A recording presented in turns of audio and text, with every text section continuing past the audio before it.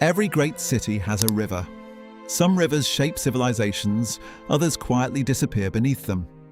High above Ethiopia's capital, on the green slopes of the Entoto Mountains, a stream begins its journey.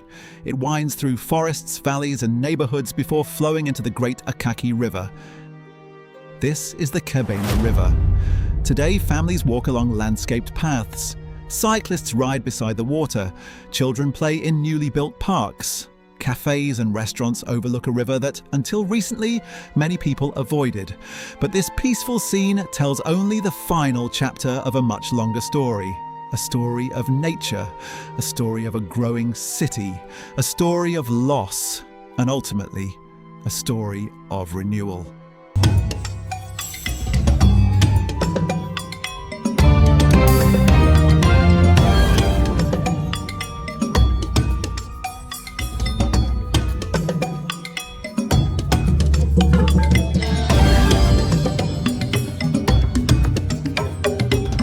Long before Addis Ababa became Ethiopia's capital, this region was a land blessed with natural springs, fertile wetlands, and rivers flowing from the Entoto highlands.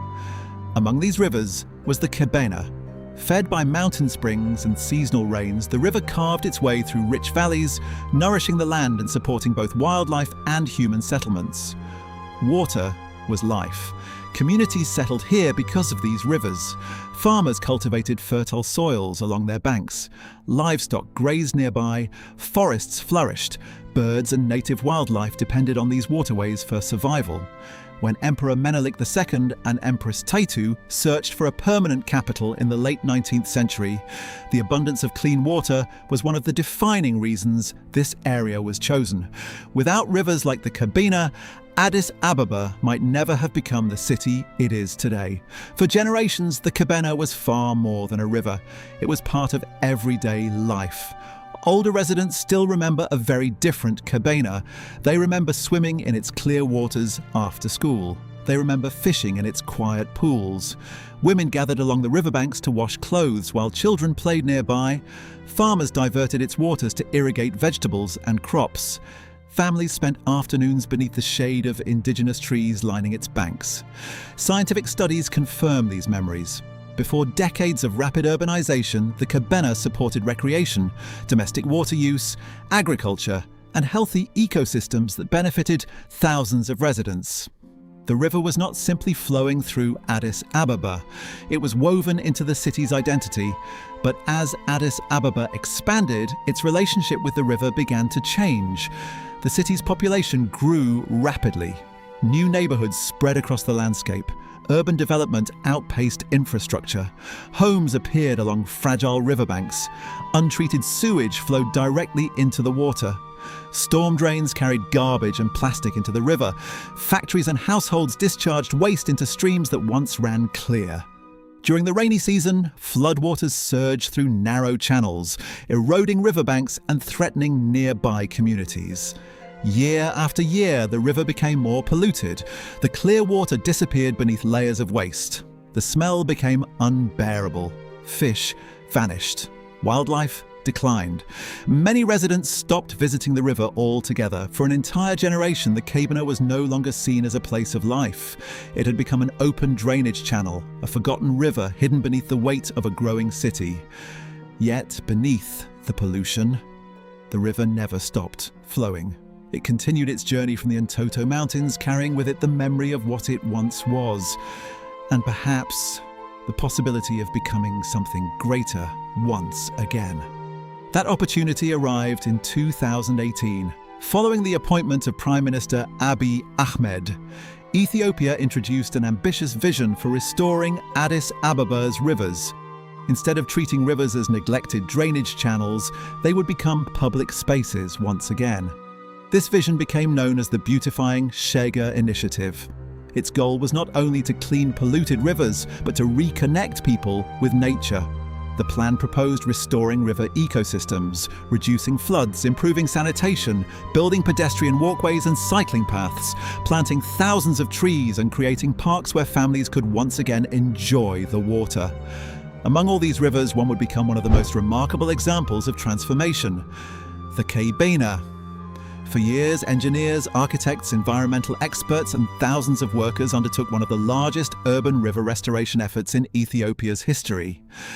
Decades of accumulated waste were removed, riverbanks were stabilized, modern drainage systems were installed to separate stormwater from wastewater. Numerous check dams were constructed throughout the Kebena watershed to slow the flow of water during the rainy season, reduce erosion, trap sediment, and help recharge groundwater. One of the largest flood control structures was built near Kebena School, helping regulate seasonal flows before the river continues downstream. Together, these engineering works reduce flood risk while protecting neighborhoods and restoring the river's natural balance. The hillsides surrounding the river were carefully terraced to prevent soil erosion. Thousands of indigenous trees and native plants were introduced to strengthen the watershed and improve biodiversity. Bridges connected communities that had long been separated by polluted waterways. Wide pedestrian walkways followed the river's natural curves. Dedicated cycling lanes encouraged healthier and more sustainable transportation. Public parks, playgrounds, sports facilities, cafes, restaurants, and recreational spaces transformed what had once been neglected land into vibrant public places. Slowly, the Kebena began to change. Where garbage once accumulated, gardens now bloom. Where polluted banks once stood abandoned, families gather beneath newly planted trees. Children who once knew the river only as a polluted canal now grow up beside green spaces filled with laughter and life. The transformation of the Kebena is about far more than beautification. It is about restoring a relationship between a city and its rivers. It is about reducing floods, improving public health, creating economic opportunities, attracting tourism, and giving millions of residents access to nature within the heart of one of Africa's fastest-growing capitals. But every great transformation comes with difficult questions. The redevelopment required the relocation of communities that had lived along the riverbanks for decades. Some residents welcomed the cleaner environment and safer neighborhoods. Others questioned whether enough support had been provided during relocation. Environmental experts also remind us that the long-term success of the Kebena depends on continued investment in wastewater treatment, pollution control, and responsible urban planning. A river cannot be restored only once. It must be protected every single day. Today, the Kebena tells a different story. Not the story of pollution, but the story of possibility. A reminder that even rivers thought to be beyond saving can recover when nature, engineering, and human determination come together. The Kebena has known many lives. It has known the laughter of children swimming in clear water. It has known the silence of pollution and neglect. And now, it is beginning a new chapter. One where future generations may once again grow up beside a river they are proud to call their own. The story of the Kebena is still being written, and like the river itself, it continues to flow forward.